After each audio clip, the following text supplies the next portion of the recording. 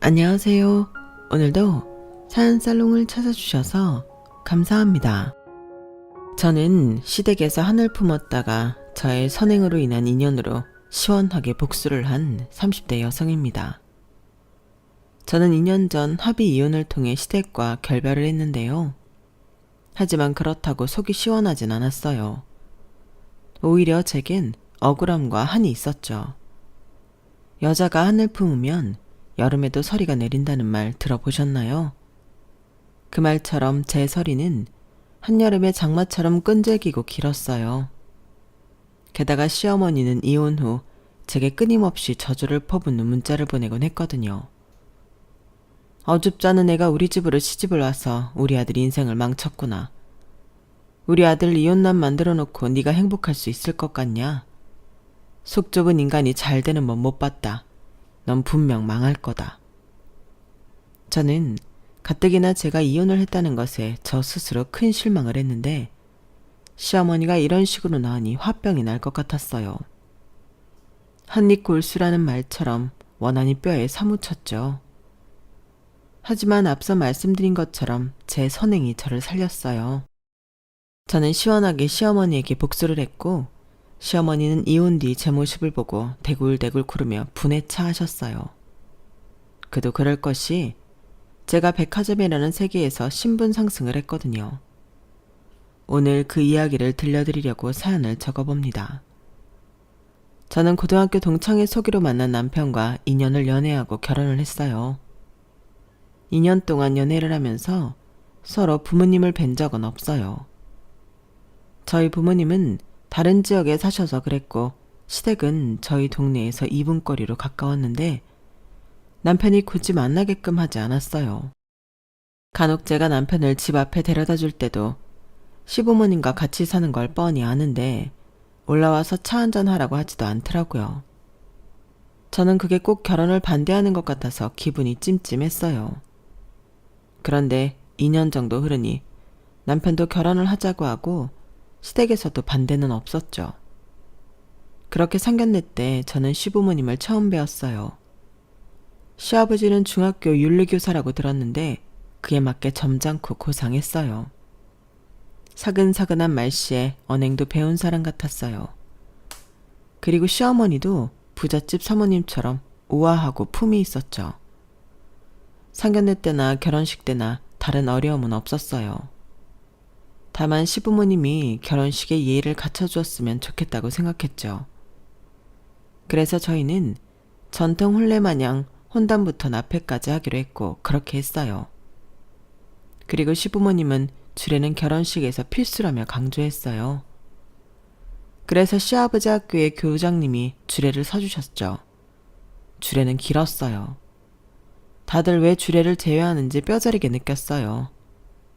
그리고 웨딩드레스를 저희 부부는 특이하게 시어머니와 함께 보러 다녔는데 시어머니는 노출이 없는 고상한 디자인만 추천하셨고 다른 디자인에는 핀잔만 주셔서 시어머니가 원하는 디자인으로 단 한 번뿐인 결혼식을 진행할 수밖에 없었어요. 그리고 시아버지는 단호하게 결혼식을 할 때 주의해야 할 사항들을 말해줬죠. 단 한 명도 웃기지 말고 울리지 말아야 한다. 결혼식은 엄숙해야 해. 모든 너희들의 축복을 미소 짓는 단계에서 빌어줘야 한다. 박수만이 결혼식에서 들리는 소리여야 해. 이상한 축가나 축무 따위는 하지 말아라. 나는 그런 걸 결혼식에서 왜 하는지 모르겠다. 다 축하하는 마음에서 하는 거죠, 아버님. 그렇게 싫으세요? 요새 결혼식은 축제처럼 하는데 즐겁고 좋잖아요. 예, 무슨 그런 말을 하니? 결혼식이 무슨 애들 재롱잔치도 아니고 축제? 어른들을 모시고 무슨 축제야? 축제는 너희 아버님 말 잘 들어. 너는 어른이 말하는데 말대꾸는 너희 아버님이 말한 거 명확하게 빼고 패백은 꼭 해야 한다. 요새 패백을 다 빼거나 간소하게 하는데 그래서는 안 돼. 다 의미가 있는 거야. 사실 제 결혼식에 충무를 하기로 한 친구들이 있었거든요.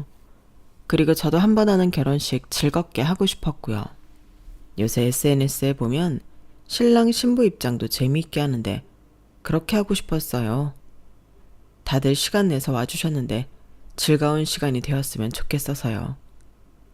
그런데 시부모님이 그렇게 강력하게 말하니 저도 남편도 어쩔 도리 없이 친구들에게 미안하다고 말하며 거절했어요. 친구들이 서운해하는데 정말 미안하더라고요.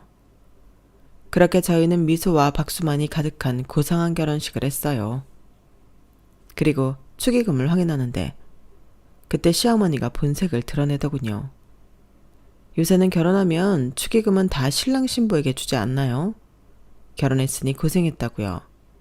그리고 요샌 결혼식 비용도 만만찮으니까요. 그런데 저희 시어머니 정확하게 자기 몫을 가져가더라고요.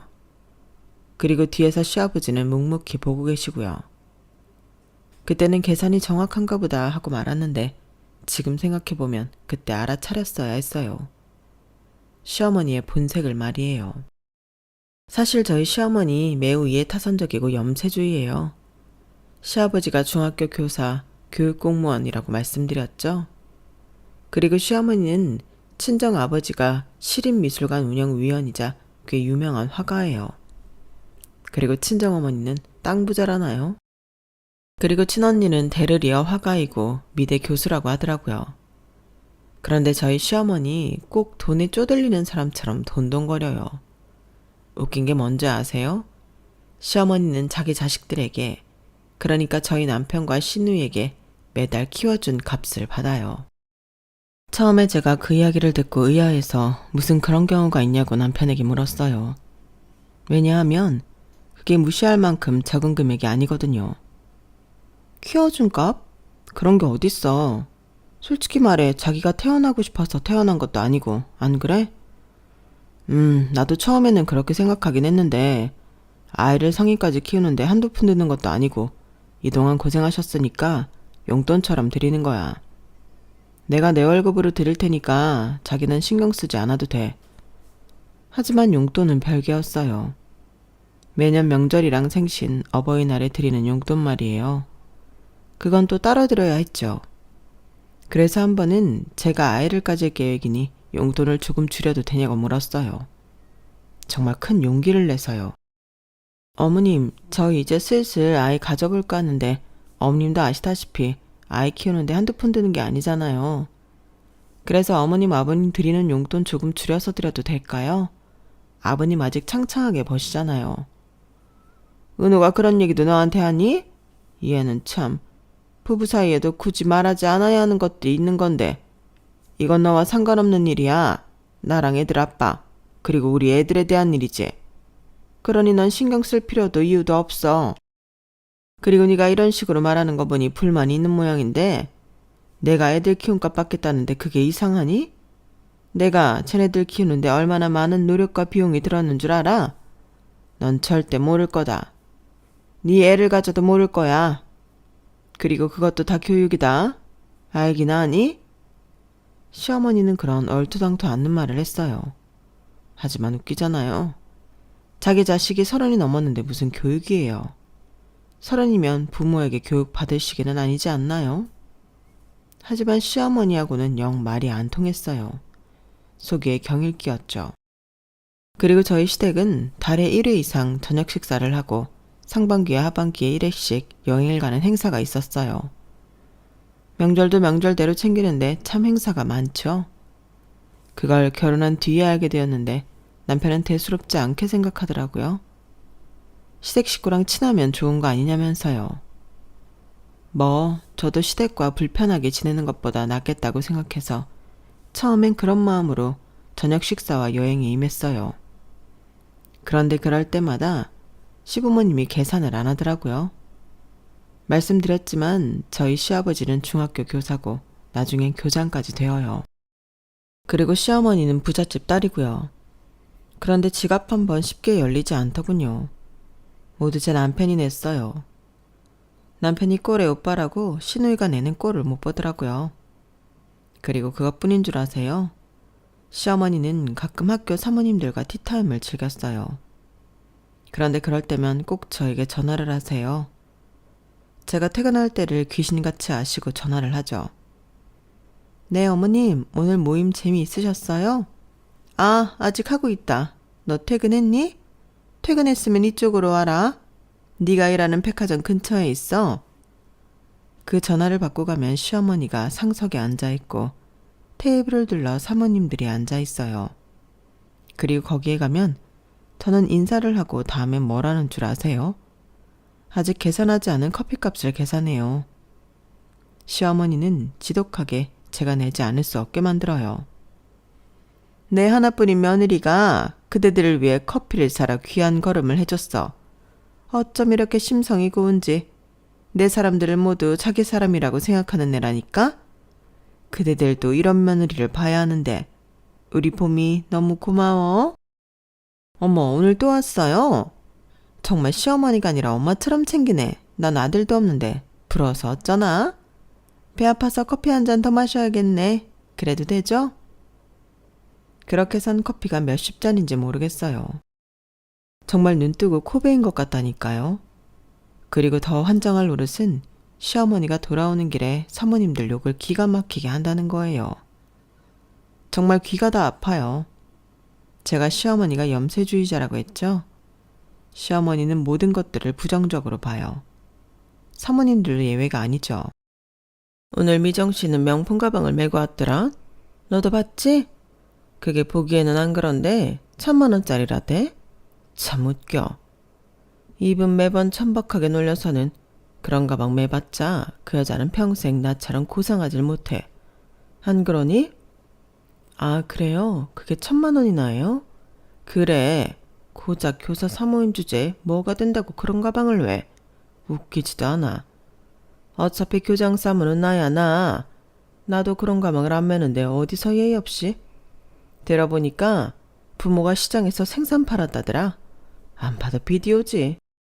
시어머니는 늘 사모들 뿐 아니라 사람들 앞에서 그들을 위하는 척, 고상한 척, 품위 있는 척 다 하면서 뒤에서는 저런 식으로 험담을 했어요.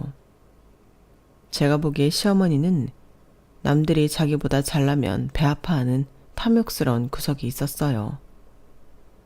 저는 그런 시어머니 곁에서 저도 모르게 지쳐갔어요. 그래서 시어머니의 연락이 오면 두려웠고 가끔은 모르는 척 전화를 받지 않은 적도 있었어요. 하지만 모르는 척 전화를 받지 않으면 배로 고통스러웠죠. 시어머니가 저희 집으로 찾아왔거든요. 찾아와서 원래 같으면 집에 돌아오면서 할 이야기를 배로 늘려서 저에게 했죠. 그뿐만 아니라 그때는 집안일 참견부터 시작해서 냉장고를 열어보기도 하고 여기저기 청소를 제대로 했나 보기도 했어요. 그러니 전화를 받는 게 나았죠. 그러면 적어도 시어머니를 집에 내려다 주면 끝나는 일이니까요. 그러다 언제 한번 시어머니가 제게 명품 백을 사달라고 했어요. 엊그제는 미정 씨가 사들고 오더니 오늘은 은희 씨가 800만 원짜리 가방을 사온 거 있지? 다들 가방에 관심이 많으신 모양이에요. 저는 누가 사줘도 못 들 것 같은데. 누가 사주면 매 못 들어? 들지? 너 거짓말 좀 하지 말아라. 아무튼 나는 그런 가방이 없잖니. 너도 알잖아. 그래서 말인데 나도 그런 가방을 한번 사볼까 해. 아주 그 여자들 코를 납작하게 만들어줘야지. 네? 어머님, 그런 가방은 사치스러운 거라고 하셨잖아요. 사치스러운 행색이라고. 품위 없이 돈 자랑이 나는 거라고 하셨잖아요. 맞아. 근데 그건 몸에 맞지도 않는 여자들이 매니까 그런 거고. 난 명품이잖니? 내가 그 중에서 제일 명품인데 내가 그런 것들보다 수준 낮은 가방을 매서 되겠어? 그러니까 내일 가방 좀 보러 가자. 너희 매장에. 넌 좀 싸게 살 수 있잖니? 네? 그래봤자 1년에 한 번 고작 40%예요. 40%가 큰 것 같아도 재해보면 그래도 비싸요. 괜찮으시겠어요? 괜찮은지 아닌지는 너한테 물어봐야지. 괜찮겠니? 수중에 돈은 좀 있지? 시어머니는 뻔뻔하게 저에게 명품백을 사달라고 했어요. 사실 제가 오랫동안 백화점 명품 매장에서 근무했거든요. 하지만 제가 명품 매장에 근무하면서도 한 번도 명품 가방을 사본 적이 없어요. 그렇게 매일 만지고 보는데 말이에요. 욕심이 없냐고요? 아니요. 어떻게 여자가 그런 좋은 브랜드 가방을 보고 욕심이 안 생기겠어요. 당연히 욕심이 생기죠. 하지만 왠지 모르게 제 분수에 안 맞는다는 생각을 했고 직원가 할인을 받아도 받은 것 같지 않은 가격에 늘 망설였을 뿐이에요. 어머님, 그건 좀 어려워요. 직원가 할인 받는다고 해도 50만 원짜리가 있지도 않고요. 비싼 건 비싼 거예요. 어머님이 명품의 가치는 인품에서 나온다고 했잖아요. 어머님 인품이 충분히 명품인데 굳이 그런 상품이 필요하겠어요? 다들 명품 자랑하는 거 어머님 말대로 한심한 것 같아요. 다들 속이 텅텅 비어서 그런 거 가지고 자랑질하는 거라니까요. 예, 내가 이 말까지는 안 하려고 했는데 그 여자들 다 며느리가 사준 거야. 며느리가 같이 가서 샀다더라. 시어머니는 남의 며느리까지 들먹이면서 명품 백을 사달라고 했고 계속 실랑이를 하다가 집에 도착했어요. 그리고 남편에게도 그날 일을 이야기한 모양이더라고요. 남편이 와서 카드를 주는 거예요.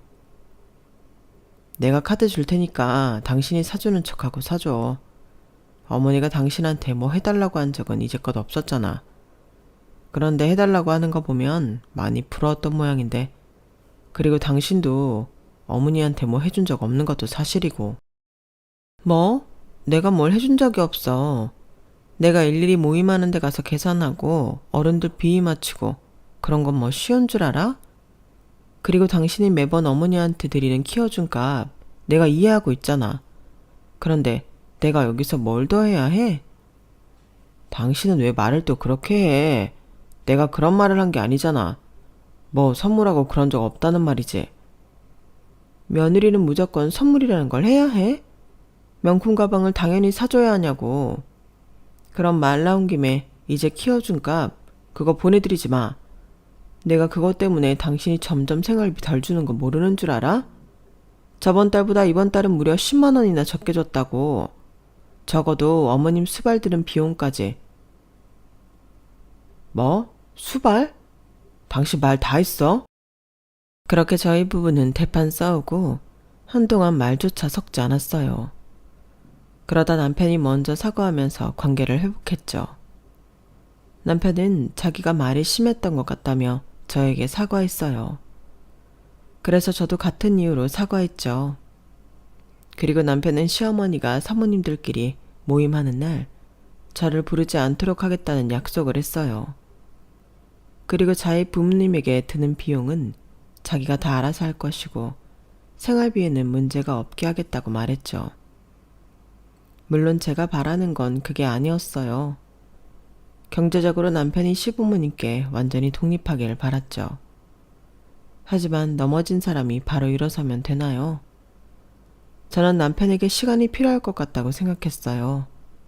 그래서 차근차근 지켜보기로 했어요. 그런데 남편의 말과는 다르게 시어머니가 사모님 모임에 저를 여전히 부르더라고요. 계산도 하게 하고요. 생색내는 것도 여전했어요. 그래서 제가 남편에게 어떻게 된 것이냐고 물었어요. 나한테도 시간이 필요하듯이 어머니한테도 시간이 필요하지 않겠어? 금방 어떻게 하자고 하면 괜히 반감 만들 거고, 안 그래? 당신이 그렇게 말했잖아. 하지만 어머니는 달라진 게 전혀 없던걸. 내가 계산하도록 두는 것도 그거 가지고 생색내는 것도 차도가 없는데 내가 달라진다는 걸 어떻게 믿어? 차도가 꼭 있어야 해? 당신이 너무 성급한 것 아니야? 나도 그렇게 바뀌어야 하는 거야? 지금 당신 군대 조교 같아. 시간을 준다며. 너무 빡빡하잖아 당신. 뭐? 군대 조교? 군대 조교. 안 하면 불침번이라도 세우려고? 그래. 이건 무슨 가족이 아니라 군대 같잖아. 가족끼리 이래도 돼? 나 그렇게 말하지 않아도 사실 당신이 우리 엄마 가방 하나 안 사준 거 서운해. 자기는 직원가로 충분히 살 수 있잖아. 그런데 째째하게 정말. 째째하다고? 우리 급여 그렇게 많은 편 아니야. 매일 명품 만지고 있다고 명품 살 만큼 돈 버는 것도 아니고 명품이 쉬워지는 것도 아니야. 그렇게 덜컥 사들이면 다음엔 또 어떤 걸 사달라고 할지 자기가 어떻게 알아? 너 지금 우리 엄마 모욕한 거지? 그래, 그럼 죄책감 없이 말할게. 나 오늘 우리 주택 청약 깼어. 하도 엄마가 명품 가방 해서 한 개 사주려고. 뭐 어때? 아들이 명품 가방 사주는 게. 이러면 됐지? 당신이 아니면 된 거지? 뭐? 주택 청약을 깨? 그래, 어쩐지 돈이 안 빠져나가더라. 아무리 자기가 은행원이라고 해도 이런 걸 내 동의 없이 마음대로 해도 되는 거야? 법적으로 문제되는 건 아니야? 문제된다면 나 너 고소할 거야. 내가 그렇게 허술한 은행원으로 보여? 당연히 문제될 거 없지. 우리가 동의하에 청약 깬 거니까. 그러니까 괜히 엄한 사람 발 걸지 말고 지금 자기가 한 말들 다 사과해. 그럼 내가 선심 써서 자기가 엄마한테 가방 선물한 걸로 할 테니까. 선심 써서라고 했니? 너 그거를 다시 배워야 할 것 같은데? 선심 쓴다는 말은 이런 경우에 하는 말이 아니야. 네가 뭘 베풀었다고 선심을 써? 내 돈으로 가방 산 걸 네 선물이라고 퉁치는 거니까 선심이 맞지. 그 청약에 내 돈은 없니? 대체 왜 이렇게까지 막 나오는 거야? 아니, 남은 돈은 다시 통장에 넣을 거야. 안 건들 거라고. 그리고 청약이야 다시 들면 되는데 왜 그래? 그러게, 애초에 당신이 우리 엄마한테 가방 사줬으면 됐잖아. 너 우리 엄마한테 800만 원 하는 명품 가방 사줄 수 있어? 지금 당장 말해봐. 벌써부터 눈빛이 흔들리지? 지금 네가 느끼는 마음이 내 마음이야. 너무 솔직해서 민망하지? 아니, 네가 우리 엄마한테도 그렇게 했으면 아무 말 안 해. 그런데 너무 내로남불이잖아. 너희 엄마한텐 내가 명품백 사줘야 하고 네가 우리 엄마한테 하는 짓은 대체 뭐지? 너 명절에 가면 거실에 내내 앉아만 있잖아. 그리고 우리 아빠 투명 중인 상황에 네가 얼마나 자주 갔어? 한 달에 한 번은 갔니? 그게 시한부 판정받은 장인어른한테 할 짓이야? 그건 내가 바빠서 그런 거고, 그리고 처가댁은 다른 지역이잖아. 그래봤자 고작 2시간이야. 주말에 시간이 없어? 골프 갈 시간에 좀 가주면 안 되니? 나는 매주 가. 매주 가서 아빠 얼굴 보고 와. 네가 운전은 안 해도 옆에 같이 탈 수는 있잖아.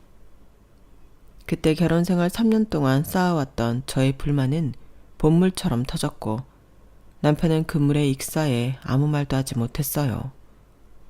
저희는 그렇게 한참을 감정적으로 싸우다 결국 새벽에 이혼을 하자고 합의를 봤어요.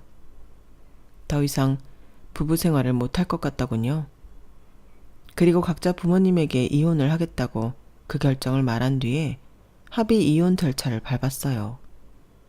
이혼 과정에서 서로의 부모님에게 연락이 오지 않게 하자는 약속은 지켜졌어요. 남편은 어떻게 했는지 모르지만 남편에게 전화를 하려는 엄마를 뜯어 말렸죠. 엄마, 내 얼굴을 봐서라도 그 사람한테 전화하지 마요. 엄마가 그 사람한테 전화하는 순간 내 얼굴에 먹칠하는 거고 내 얼굴 피딱지 않게 하는 거야. 나랑 그 사람이 진지하게 고민해서 내린 결정이고 변함은 없어요. 그러니까 전화하지 마세요. 그렇게 저희 부부는 조정기간을 걸쳐 완벽한 남남이 되었어요. 3년 동안 아이가 생기지 않은 것이 참 고민이었는데 아이가 없으니 이혼이 나름 간편하더라고요. 그렇게 2년이 흘렀어요. 2년이 흐른 뒤 저는 혼자만의 생활에 적응을 했지만 이상하게도 한이 맺혀서 제 속을 괴롭게 했어요. 제 한은 여름에 서리를 내리게 할 정도로 깊었어요. 그리고 그 서리는 겨울까지가 바닥을 꽁꽁 얼게 만들었죠. 한 번뿐인 저의 결혼식이 실패로 끝났다는 사실이 저를 견디지 못하게 했어요. 저는 저 스스로를 완전한 패배자로 만들었고 낙인시켰고 굴복했어요. 게다가 시어머니가 완전히 이혼을 하고 나서 문자가 여럿 왔어요. 앞서 말했듯이 저한테 저주를 퍼붓는 내용이 다수였고 저는 그 문자로 머릿속이 멍해지고 정신이 나갈 것 같았죠. 그리고 저희 시어머니가 발이 매우 넓거든요. 모임도 사실 사모님 모임 말고도 여럿 있어요. 거기서 무슨 이야기를 나르고 날랐는지 사람들이 제가 불임이어서 이혼을 당했다고 생각하더라고요. 제가 백화점에서 일을 하잖아요. 사람들을 많이 마주치는데 같은 백화점에서 일하는 직원뿐 아니라 모르는 사람들도 저를 보고 수군거렸어요. 이혼을 하고 저는 시댁과 인연을 끊었는데 이렇게 자꾸 시댁 이야기가 나오는 게 불편했고 이유가 아닌 이유가 거론되는 것도 싫었어요. 왜 이혼을 하고 나니 시댁이 더 꼬리표가 되어 돌아오는 건지 알 수가 없었죠. 그 스트레스가 너무 심해서 매일 악몽을 꾸던 날도 있었어요. 시어머니가 마귀가 되어서 저를 괴롭히는 꿈을 꿨죠. 그래서 저는 간혹 그런 생각을 하기도 했어요. 복수를 하고 싶다. 시어머니에게나 남편에게나 복수를 하고 싶다고요. 지금 제가 겪는 괴로움을 갚아주고 싶다고요. 하지만 그건 나쁜 마음이잖아요. 그래서 차라리 일에 매진하자고 다짐했어요. 그래서 저는 이혼을 하고 몇 년 만에 승진을 했어요. 그만큼 절실하게 일을 했죠. 그러다 하늘이 도운 걸까요? 저는 백화점에 온 시어머니와 마주치게 돼요. 저는 그때 근무 중이 아니었어요. 저희 친정엄마와 함께 있었고 백화점에 들린 이유는 저희 아버지가 그해 돌아가셨어요. 저희 아버지가 말씀드린 대로 시한부였는데 제가 이혼을 하고 2년쯤 지나서 돌아가셨어요. 그래도 6개월 시한부 선고를 받고 2년을 사셨네요. 저희 엄마도 흐르는 시간과 함께 마음의 준비를 하고 있었어요. 그런데도 막상 아버지가 돌아가시니 엄마가 헛헛해 보이더군요. 말씀도 많이 하던 분이 말수도 적어졌고 창문만 멍하니 보실 때도 많고요. 사별의 스트레스가 이혼, 구속, 해고보다도 더 크다더니 그걸 저는 엄마의 모습을 보고 실감할 수 있었어요. 그래서 엄마에게 뭘 해줄 수 있을까, 뭘 선물할 수 있을까 하다가 명품 가방을 하나 사주고 싶었어요. 엄마도 여자인데 명품 가방 하나는 가지고 싶지 않겠어요? 그래서 휴무인데도 백화점에 들린 거였어요. 그런데 엄마가 제 매장에서는 마음에 드는 게 없는지 자꾸 다른 매장을 가자고 했어요. 그렇게 몇 군데를 돌아봤는데 마음에 드는 게 없나 봐요. 그냥 가자고 하더라고요. 그래서 제가 명품 부티크를 보면서 가보자고 했어요. 저기 비싼 데 아니냐? 엄마, 여기서 안 비싼 데 찾는 게 더 어려워요. 나도 엄마한테 효도 한번 해보자. 그래서 부티크에 들어가 이것저것 보는데 엄마가 가격을 보고 기겁을 하더라고요. 그러더니 이내 고르지 않고 앉아만 있었고 저만 매장 직원과 친해서 떠들고 있었어요. 그리고 거기서 운명의 장난, 시어머니와 마주치게 되었어요. 어머, 오랜만이다. 너 이 매장에서 일하니? 까르띠에라, 성공했다. 그런데 왜 유니폼을 안 입고 있니? 네 수준에 제일 잘 어울리는 곳인데. 설마 잘린 거니? 잘린 게 아니면 빨리 라카름에서 옷 갈아입고 나와. 이왕이면 네가 와서 내 팔찌 골라주면 좋잖니. 오랜만이네요. 그런데 잘리다뇨. 어머님, 저 승진도 했는걸요? 승진? 역시 애가 없어서 승진도 되는구나. 네 나이에.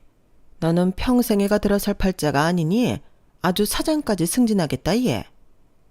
어머님은 아드님이 용돈 주셨나 봐요. 여기 오신 거 보면. 그런데 여기 좀 비싼데? 용돈을 많이 주셨나 보다.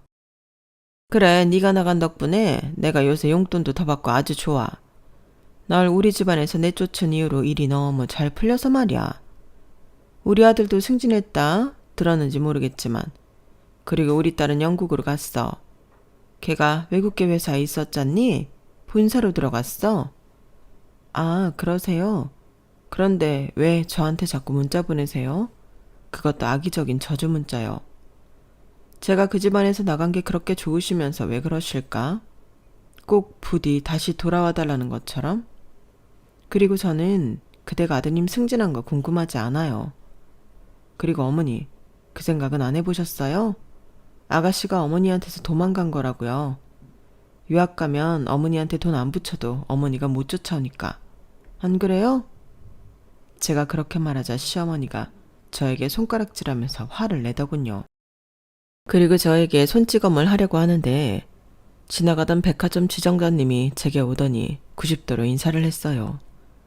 그리고 저와 이야기를 하던 친한 직원이 저를 VVIP실로 안내했죠. 아마 저를 도와주고 싶어서 그랬던 모양이에요. 하지만 도와주고 싶어도 VVIP실에는 아무나 들어갈 수가 없죠. 사실 저 약 1년 전부터 VVIP실에 들어갈 수 있거든요. 하지만 명품을 사고 그런 성격이 아니어서 굳이 들어가 보진 않았어요. 애초에 쉬는 날엔 백화점에 안 와요. 그걸 친한 직원도 아는데 시어머니가 보고 있기도 하고 게다가 저에게 손찌검을 하려고 하니 VVIP실로 안내를 하더라고요. 친한 직원이 밖을 살피며 저와 엄마를 안심시켰어요. 지금 조용히 있어봐. 경비 아저씨들 오고 있어. 와, 장난 아니게 소리 지른다. 들리지? 끌려가고 있어 지금. 그리고 밖에서 시어머니의 난리치는 목소리가 들렸어요. 이거 놔. 내가 누군 줄 알고? 이거 안 놔? 당장 방금 들어간 애 잡아와. 나 말고 걔를 잡아오라고. 내가 지금 당장 걔한테 들어야 할 말이 있다고. 그러니까 빨리 내가 아니라 저 여자를 잡아오란 말이야. 그리고 시어머니는 백화점 밖으로 쫓겨났어요. 목소리가 서서히 들리지 않더라고요. 기차와 통을 삶아 먹었나? 노인네가 기운도 좋다. 너도 다 들었지? 고마워. 이렇게 하는 방법은 생각하지 못했는데 처세술 좋다. 일하면 그렇지 뭐. 너도 그렇잖아. 너희 전 시어머니 무섭다. 어떻게 시어머니를 두고 살았어? 그냥 어쩌다 보니 그랬지. 그래도 벗어났잖아. 그게 중요한 거 아니겠어? 벗어나긴. 너 아직도 소문에 괴로워하는 거 내가 모를 줄 알아? 정말 저 놓친 애도 웃겨. 어디 함부로 그런 말을 해. 그리고 요즘 시대에 불임이어도 함부로 말하면 안 돼. 그건 그렇지. 조심해야 하는 문제지. 그래도 덕분에 고마워. 잘 넘어갔어. 네 덕분에 이 매장 VVIP실에도 다 와보고. 우리 사이에 무슨. 그런데 너 이제껏 VVIP면서 한 번도 여기 안 들어와 봤어? 야, 남들은 하고 싶어도 못하는 VVIP인데 너무한다. 남들이 들으면 배 아파할걸? 그나저나 너 언제까지 일할 거야? 이제 안 해도 되잖아. 결혼 날짜 잡았다고 하지 않았어? 이혼을 한 지 얼마나 됐다고 결혼 날짜라니 의아하신가요? 사실 일이 이렇게 될 수 있었던 건 이혼을 한 저에게 찾아온 새로운 행운이자 사랑 덕분이에요. 저는 오는 8월 퇴직을 앞두고 있어요. 그리고 그때부터 결혼 준비를 시작해 내년 5월에 결혼식을 올려요. 인생의 결혼식은 한 번뿐인 줄 알았는데 제가 두 번째 결혼식을 준비하고 있네요. 일이 어떻게 된 건지 궁금하시죠? 때는 이혼을 하고 반년 뒤 백화점이에요. 저는 근무를 하고 있었어요. 그때 한창 일에 매진해야겠다고 생각해서 열심히 근무 중이었죠. 그런데 제 퇴근 30분 전에 백화점에서 소동이 벌어져요. 어떤 할머니가 양말에 문신이 가득한 남자의 지갑을 그의 주머니에서 뺏은 거예요. 그래서 그 남자가 할머니에게 삿대질을 하며 소리치고 있었어요. 그런데 다른 직원에게 들으니 저희 매장 빼고 전부 다 들어가서 물건을 만지려고 하고 작은 소품을 주머니에 넣고 그랬다고 하더라고요. 그리고 지나가는 사람들에게 괜히 시비를 걸고요. 네가 내 돈 훔쳤지? 우리 집엔 왜 찾아온 거냐? 이런 식의 말도 안 되는 말을 했대요. 그래서 직원들이 미친 할머니니 경찰에 신고하자고 하더라고요. 그런데 딱 보니 치매에 걸린 할머니 같았어요. 그리고 저에겐 할머니 발목에 있는 발찌가 보였어요. 그래서 저는 사람들을 헤집고 할머니에게 갔어요. 그리고 일단 경찰에 연락하지 말라고 했어요. 할머니 다리에 치매 안심 발찌가 있다고 사람들에게 알렸죠. 아무리 그래도 경찰에 신고하는 게 빠르죠. 간편하기도 하고요. 그리고 이 할머니가 제 발로 나온 게 아니라 내쫓긴 거면 일이 복잡해져요. 어디서 보호하고 있을 건가요? 경찰에 신고하는 게 맞아요. 그래도 일단 발찌에 적힌 번호로 연락을 드려야 하지 않겠어요? 보호자가 경찰에게까지 가는 걸 원하지 않을 수도 있잖아요. 그래서 발찌가 있는 거 아니에요? 그런데 저렇게 경계하고 있는데 발목에 발찌를 어떻게 확인할 건데요? 안전요원의 말이 맞긴 했어요. 할머니는 잔뜩 몸을 웅크려 아이스크림을 먹으며 사람들을 경계하고 있었거든요. 일단 제가 대화를 안심시킬게요. 그리고 발찌의 번호 확인한 다음에 보호자에게 전화드릴게요. 무슨 일 생겨도 전 책임 못 집니다. 괜찮아요. 그래도 할머니인데 무슨 일이 있겠어요. 무슨 일이 생기면 만일 발찌가 안심 발찌가 아니면 제가 보안팀에 연락드리거나 경찰에 직접 신고할게요. 지금 할머니께서 너무 불안하시고 경계가 심한 상태라 급하게 이동하는 것도 어려울 것 같아요. 그래서 퇴근을 한 저와 할머니는 백화점 내 카페에 앉아 아이스크림을 한참 먹었어요. 할머니는 아이스크림이 녹아 액체가 될 때까지 드셨어요. 그리고 할머니는 숟가락을 내려놓으시더니 천진난만하게 발을 대롱대롱 흔들었죠. 발을 대롱대롱 흔들면서 노래를 불렀어요. 엄마가 삼그늘에 굴 따러 가면 이런 노래를 부르기도 하고 나비야 나비야 이런 노래를 부르기도 했어요. 그러면서 맑은 눈으로 저를 보더니 집에 가자고 하더군요. 할머니, 집이 어딘지 기억나요? 그건 주영이 네가 알지. 내가 웃지 않어. 할머니, 전 주영이 아니에요. 주영이는 누구예요? 손주? 아니면 아들, 딸? 손녀. 너는 네가 손녀인지 손자인지 딸인지 아들인지도 모르냐? 젊은 애가 왜 그럴까? 공부를 너무 많이 해서 그러냐? 아직도 네 애미가 공부를 많이 시키든? 할머니와는 도통 말이 되지 않았어요. 소통 불가능했고 방법은 안심 발찌를 확인하는 수밖에 없었죠. 하지만 그것도 어려웠어요. 제가 테이블 밑으로 가 할머니의 바짓단을 올리려고 하면 할머니가 발을 휙휙 흔들면서 저를 위협했죠. 하지마, 하지마 주영아. 그런 건 어디서 배웠어? 할미가 맴매한다? 저는 더는 방법이 없나 절망했어요. 그러다 생각난 것이 할머니의 경계를 허물어야 한다는 거예요. 그래서 저는 할머니의 손녀 주영양인 척했어요. 할머니, 아이스크림 맛있었어? 다음엔 뭐하고 놀까? 오늘 집에 들어가지 말고 나 할머니 집에서 잘까? 제가 그렇게 말하자 할머니의 동공이 커지면서 할머니가 고개를 끄덕였어요. 아이스크림 맛있었냐? 주영이 네가 좋아하는 딸기 맛은 없어서 초코 맛으로 사왔는데 입에 맞디? 이제 뭐 하고 싶냐? 할미는 주영이가 좋아하는 건 다 좋다. 오늘 집에 들어가기 싫걸라. 할머니가 네 엄마한테 말해서 할머니 집에서 재우겠다고 말해주마. 그럼 할머니랑 꼭 껴안고 자자. 할머니가 자장가도 불러주고 내일 아침에 네가 좋아하는 떡국도 끓여주구마. 할머니는 그 말을 시작으로 손녀인 주영양에 대한 이야기를 했어요. 할머니 손녀인 주영양은 할머니 기억 속에서는 7살로 단발머리에 양뺨에 주근깨가 있고 빨간색 멜빵 원피스를 입을 때 그렇게 귀여우며 메론빵과 하얀 우유를 좋아하고 수학을 잘하고 노래 부르기를 좋아하고 제 엄마보다 제 아빠를 많이 닮았어요. 할머니는 차근차근 천천히 주영양에 대해 이야기를 하면서 틈틈이 저에게 맞지? 그렇지? 하며 대답을 바랐고 그때마다 저는 꼬박꼬박 대답을 해줬어요. 할머니는 주영양의 이야기를 할 때 아이스크림을 먹을 때보다 행복해 보였어요. 그 모습을 보니 참 사람이 늙는다는 게 슬프기도 하고 그럼에도 가장 소중한 기억을 가지고 산다는 게 대단하기도 하고 그랬어요. 그렇게 몇 시간을 할머니와 대화를 하다 보니 나중엔 할머니가 잠들더라고요. 아주 곤히 잠드셨어요. 이때다 싶어서 테이블 밑으로 가 안심 발찌를 확인했어요. 다행히 번호가 적혀 있더라고요. 저는 적혀 있는 번호로 전화를 했어요. 처음엔 통화음이 가다가 음성 사서음으로 연결된다는 안내음이 흘렀어요. 두 번째도 그랬고요. 그러니까 불안하더라고요. 정말 보호자가 할머니를 버린 게 아닌가 싶어서요. 그런데 세 번째 전화가 연결되었어요. 여보세요? 아, 네, 지금 할머니 한 분은 보호 중인데 보호자신가요?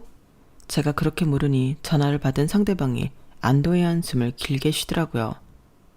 그리고 저에게 묻지도 않고 따지지도 않고 고맙다는 말만 반복했어요. 그 뒤에 장소가 어디냐고 물었죠. 그런데 제가 백화점이라고 말하니 다시 한숨을 쉬더라고요. 아까의 안도와는 다른 종류의 한숨이었어요. 저는 일단 기다리겠다고 하고서 보호자를 기다렸어요. 보호자는 15분도 안 되어서 도착했다는 문자를 보냈어요. 저는 아이스크림 가게에 있다고 답장을 했죠.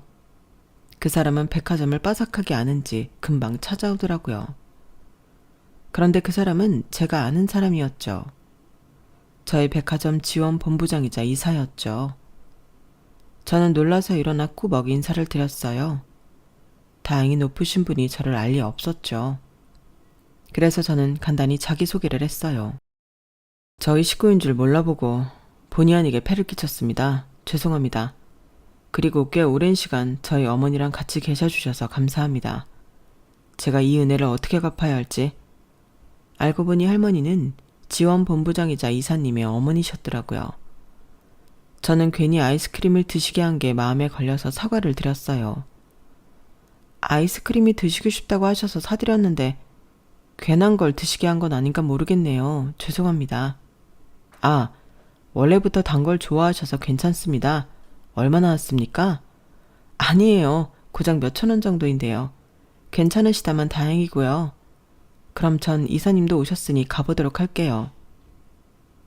그렇게 이사님에게 인사를 한 뒤 가려고 하는데 이사님이 제 손을 잡더라고요. 네? 그런데 저희 어머니께서 무슨 말씀을 하셨나요? 원래는 통 말씀이 없으시거든요. 무건수행하듯이. 주무시는 시간 제외하면 모든 시간엔 창문 밖만 보세요. 그런데 여기까지 오신 거 보면 무슨 말씀을 하셨을 것 같아서. 그래서 저는 손녀인 주영양에 대해 이야기를 했다고 말했어요. 그러자 무슨 이야기를 했는지 자세히 묻길래 할머니가 말씀하신 그대로 이사님께 말씀드렸죠. 그러니까 나이 먹은 성인 남자가 눈물을 훔치더라고요. 제가 왜 그러냐고 물었어요. 손수건을 건네면서요. 아, 그 주영이가 제 딸입니다. 애가 8살 때 별거를 했고 10살 때 이혼을 했어요. 아이 양육권은 아이 엄마가 가지고 갔고요. 그래서 어머니는 애가 8살 때부터 본 적이 없어요. 참 주영이를 예뻐했어요. 사실 그 아래 2살 터울 아들이 있는데 손자보다 손녀를 더 예뻐했죠. 원래 친할머니들은 손자를 더 예뻐하는데 그렇죠? 근데 딸애가 참 맑았어요. 싱글벙글 웃고 노래하고 춤추고 재롱도 참 많이 떨었죠. 할머니가 딸아이를 좋아하는 만큼 그 애도 할머니를 좋아했어요. 할머니 집에 간다고 하면 뜬 눈으로 밤을 지샜죠. 그리고 할머니 집에 가면 차에서 내리자마자 뛰어가서 할머니에게 폭 안겼어요. 자주 아이들을 봐주셨어요. 본인이 좋아하셔서요.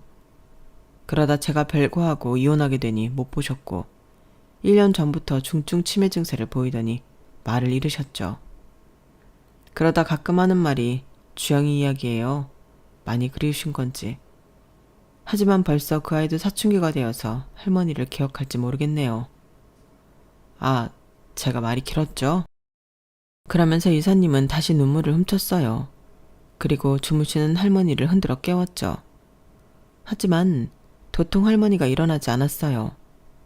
이거 참 안고 갈 수도 없는데 잠시만 앉아서 기다리세요. 저도 같이 기다려드릴게요. 시간을 뺏어서 죄송합니다. 도와주신 것도 있는데. 아니에요. 저도 즐거웠어요. 할머니가 손녀부를 많이 사랑하셨나 봐요. 지금도 사랑하시는 것 같고요. 어머니가 그쪽을 주영이로 착각했다고 그랬죠? 한 번도 이런 적이 없었는데. 아무쪼록 정말 감사합니다. 제가 이 은혜는 반드시 갚을게요. 그렇게 저희는 간단한 대화를 했고 할머니 이야기뿐 아니라 다른 대화도 잘 통했어요. 그리고 며칠 지나지 않아 이사님은 정말 저에게 보답을 하겠다며 식사를 대접했어요. 그렇게 식사를 했고 그날도 대화가 잘 통했죠. 그래서 커피도 마셨어요. 드라이브도 했고요. 그리고 저희는 지금 느끼는 감정을 확인하듯 몇 번 더 만나다가 연애를 시작했어요. 연애를 하면서 저는 처음으로 나무 그늘 같은 안정감을 느꼈어요. 이사님은 저보다 10살이 많지만 많은 만큼 인자하고 저를 품어줄 수 있는 사람이었죠. 그리고 이사님은 제가 자기 부모님에게 잘하는 만큼 저희 부모님에게도 잘했어요. 내로남불이지 않았어요. 저희 아버지가 돌아가셨으니 이제 엄마가 혼자 사시잖아요. 그러니 마당에 CCTV도 달아주고 도어락도 설치해주고요. 엄마가 고추밭 농사를 돕는 아르바이트를 하는데 몸이 걱정된다며 안마의자까지 보냈더라고요. 그런 대우를 처음 받아봤어요. 그래서 저는 더더욱 이사님에게 확신이 섰고 그분의 프로포즈에 고개를 끄덕일 수 있었어요. 그리고 제가 백화점 VVIP가 된 건 이사님이 본인이 필요한 것들을 사면서 제 이름으로 적립을 했기 때문이에요. 제가 필요 없다고 했는데 언제 쓸 일이 생길지 모른다며 해놓겠다고 하더라고요. 지점장님이 제게 인사한 이유도 제가 이사님 애인이자 예비 신부임을 알고 있기 때문이고요. 배우는 이래요. 그리고 제가 위협을 당했다는 사실을 알고 걱정이 된 이사님이 저와 엄마를 데리러 왔는데요. 그 앞에 시어머니가 서 있는 거예요. 너 이게 뭐 하는 짓이니? 아주 내 얼굴에 먹칠을 할 작정이야? 네가 VVIP라니 이게 어떻게 된 일이니? 너 나를 속인 거야? 그렇게 말하면 날뛰길래 저는 한숨을 푹푹 쉬며 시어머니에게 일침을 날렸어요. 이사님, 먼저 들어가 계세요. 어머님, 아니 이제 어머님도 아니죠. 아주머니, 여기서 이러시면 안 돼요. 제가 VVIP든 일반 회원이든 그게 어떻게 아줌마를 속인 일이죠? 저 이제 그 댁 며느리 아닙니다. 함부로 할 수 있는 사람이 아니란 말이에요. 그러니 앞으로 제 인생에 나타나지 않았으면 좋겠네요. 뭐야? 네가 왜 이 외제차에 타? 그리고 이 남자는 누구야? 새로 시집이라도 가겠다는 거야? 네가 이혼녀여도 괜찮대? 어? 임신도 못하는 게. 그러자 차창이 열리더라고요. 네, 괜찮습니다. 어차피 저도 이혼남이고요. 자기야, 빨리 타. 이사님의 재치 있는 말에 시어머니 뒤로 넘어가더군요. 바닥에 앉아서 땅을 치며 우는데 볼만했어요. 그렇게 저는 평생 풀지 못할 줄 알았던 한을 풀고 시원한 복수를 했어요. 들어보니 시어머니는 백화점 블랙리스트로 등록되어 쉽게 들어오지도 못하는 모양이에요. 전 남편도 제 소식을 듣고 엄청 분해하더군요. 우리의 사랑이 그렇게 가벼웠냐느니 그런 문자를 보냈길래 답장을 하지 않고 차단했어요. 저는 이제 제 앞날에 펼쳐질 꽃길만 생각하려고요. 내년에 있을 결혼식이 기대가 되어요. 여기까지가 제 사연입니다. 여러분들의 앞날도 제 앞날처럼 복이 가득하고 꽃길이 펼쳐져 있길 바랍니다. 사연 들어주셔서 감사합니다. 오늘도 좋은 하루 되세요. 여러분, 사연 댓글에 응원과 현명한 조언 부탁드려요. 좋아요와 구독은 저에게 큰 힘이 됩니다. 오늘도 좋은 일 가득하세요.